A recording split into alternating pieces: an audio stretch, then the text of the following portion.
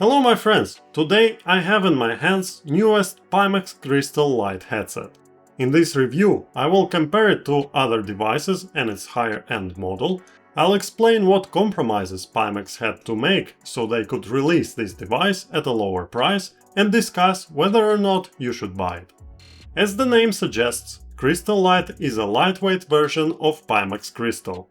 A lot of unnecessary features have been dumped, but unfortunately some essential ones were also removed in favor of cost cutting. Higher end model, you can check out a review for it from the link below, was a hybrid device that could work autonomously or with a PC. However, the light version has lost its autonomy. It's solely a wired PC headset. It lacks a processing unit and a battery, and because of this it's incompatible with Pimax's wireless transmitter coming out this year. It's all about the cable now. The cable splits into three parts at the end: power, DisplayPort and USB. You'll need at least an RTX 2070 card to power this headset. Visuals are the most important part of any headset, and in the light, image quality is decent. Thanks to aspherical lenses, large sweet spot allows for comfortable positioning on the head. Due to these lenses, the image near the edges breaks into colors. This is known as lens aberration. Field of view of this headset is marginally larger than the higher-end model, but difference is so slight it could just be a measurement error. Pimax Light supports 72, 90 and 120 Hz modes on its 2880 by 2880 pixels per eye displays. But at 72 Hz, I immediately notice screen flicker in bright scenes. People sensitive to flicker will feel uncomfortable in this mode. In each of the modes, foveated rendering is enabled by default. But since there is no eye tracking in this headset, it's fixed to the center. Resolution at the edges noticeably blurs, similar to Quest. By default this feature is enabled, but you can disable it completely. There is also an option to adjust brightness and contrast of each screen individually, which is helpful if your device isn't perfectly calibrated from the factory. I had no complaints with my device regarding colors and calibration. Colors are bright and local dimming works well. Although the overall brightness drops significantly when this feature is enabled. Local dimming is the ability of LCD screens to display true blacks by turning off screen's backlight in certain areas. In this mode, you see true darkness, and even in dark scenes, where pancake lenses usually produce lots of reflections, here is no issues. Except for slight reflections at the top of the view. Face cushion remains same, made of foam with a large forehead pad. Fortunately, a more traditional mask is included in the box, like those found on other headsets. Standard cushion puts weight pressure on your forehead, while smaller one shifts it to your cheeks. I prefer the larger one, although it does make my forehead sweat. Another downside is that due to its massive size, the headset has a lot of inertia and you need to tighten it significantly to prevent wobbling when moving around. For me, the rear part of the fastening does not drop low enough to hook onto the lower part of the head. So when I look down, for example picking up an item from the floor, headset starts to slip off.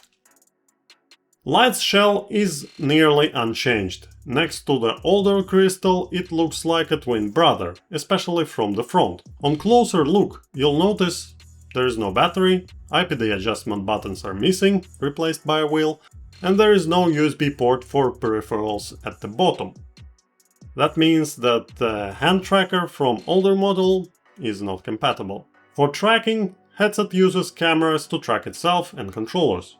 And if you switch to base station tracking, controllers will no longer be usable. That can be done with a front plate that costs additional $100. But if you're not a fanboy of SteamVR tracking and precise hand tracking behind your back or body tracking with Vive trackers isn't crucial for you, then built-in tracking will suffice. Crystal Light tracks its position without issues in a well-lit room with a white ceiling. Controllers are also tracked without problems. losing tracking only behind the back or when held close to the chest, where cameras can see.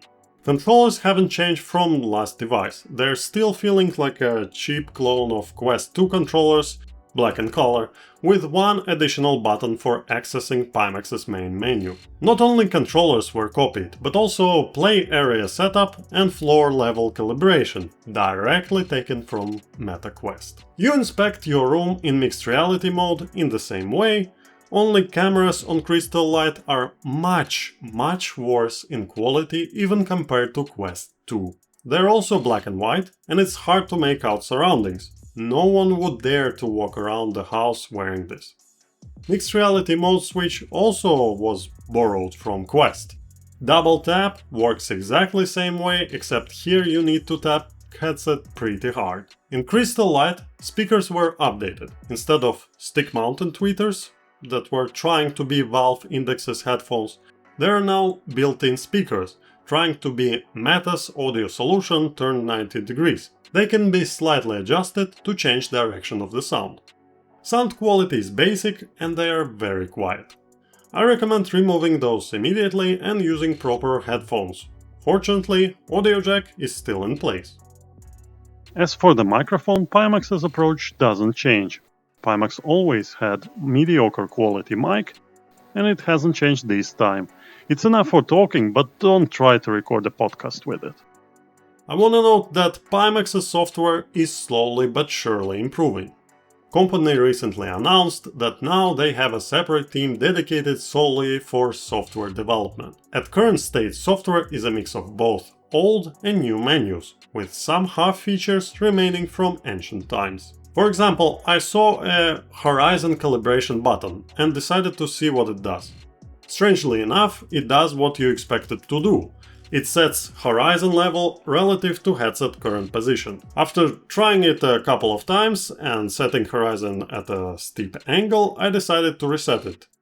But, oh, there is no reset button. While finding right horizontal tilt is easy, simply place the headset on a table, the up and down tilt isn't as simple to fix. And after struggling for a few minutes trying to make floor straight, I restarted Pimax to reset this setting. Another example is a button labeled Vive Compatibility, with a description that only says you need to restart SteamVR to enable it. If you've been using Pimax since ancient times, you know that this button allowed launching Revive software, which let you play games from the Oculus Store on a PC, such as Lone Echo.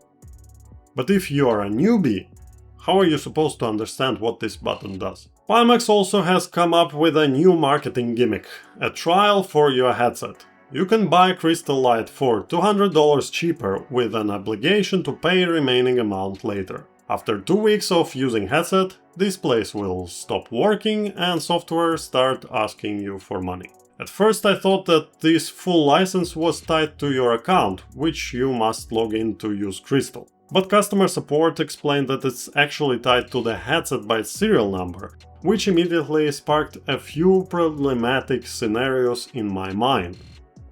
For example, you go to Facebook Marketplace to look for a new VR headset and find a great deal, brand new Crystal Light for $100 less than the official store. After buying and waiting for the headset, you turn it on and immediately pop-up shows demanding $200.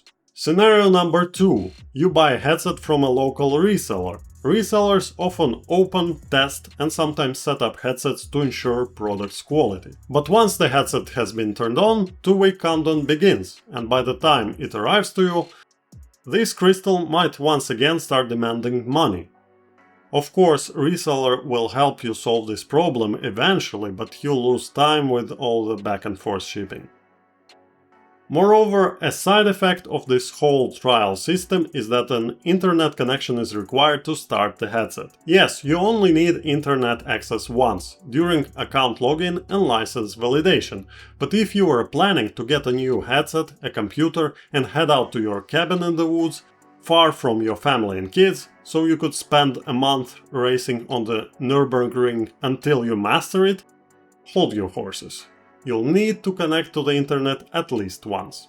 Biggest issue I had with original Crystal was its weight, and now there is no problems with that. Finally, you can have long VR sessions without neck strain. Plus, you no longer have to worry about battery life since wired headset doesn't have a battery. But a lot has changed. Quest 3, Vario XR4 and Somnium VR1 have come out, and all of them surpass Crystal Light in different ways. The saddest part is that they all outperform Crystal Light in field of view, where Pimax was once a king. 5 years ago, things were simpler. Pimax headsets were recommended for those who valued wide field of view and didn't want to feel like they were using a scuba mask. Now there are plenty of alternatives, from relatively budget-friendly Quest 3 to high-end professional devices like Vario and Somnium. As a side note, Crystal Light isn't exactly cheap either. It costs $800 for the headset alone and $900 if you want to include controllers. Pimax also announced a version without local dimming for $700, but they recently reported production issues with the cheaper display version. Instead, those who pre-ordered will receive full-fledged headset with local dimming disabled in software. This is also something to keep in mind if you're considering buying a used device. On the other hand, Crystal Light doesn't have a lot of competition in its price range. Can you name another headset that delivers uncompressed image quality over the cable, costs under $1,000 and offers nearly 3K resolution per eye?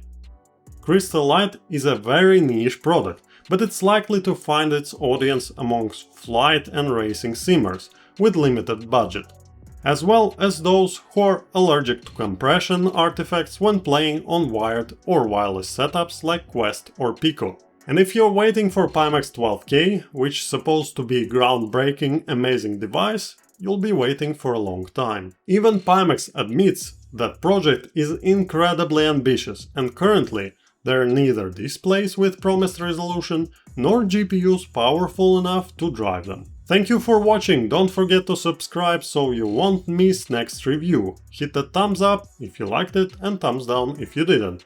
Leave a comment below telling me if you'd like to have a Crystal Light, and if so, why. See you in virtual reality.